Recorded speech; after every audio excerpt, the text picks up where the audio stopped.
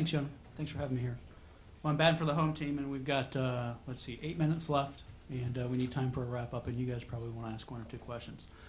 So I'm going to forgo my prepared remarks here, and I'll just focus on one thing. And I think we've talked about vertical threats and horizontal threats. It was supposed to be the focus of this sub-panel.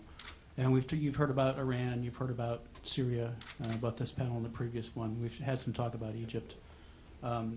I'd posit that the biggest threat, either strategically or horizontally and vertically, is NATO members not funding their security sector. The world is growing, increasingly more dangerous, as Professor Wedgwood pointed out in the first panel. The world is a dangerous place. It's growing increasingly so. The rate of technological development means that not funding your security sector means you're going to fall further behind. And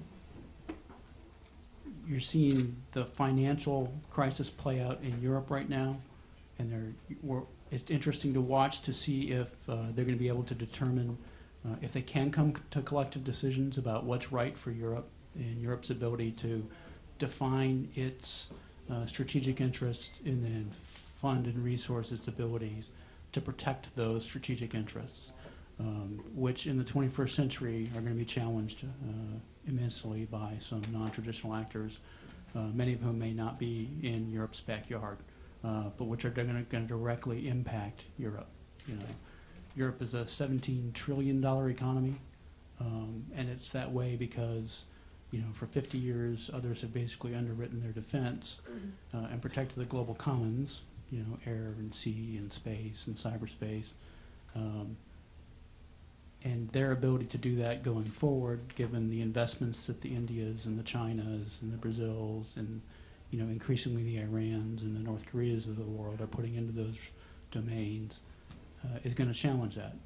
And if they can't find a way to collectively determine that they need to be able to address that and then find a way to resource that, they're going to become irrelevant. And without hard power, there's going to be no one who feels that they need to talk to them and take their view. So, and with that, I'll throw it open to questions.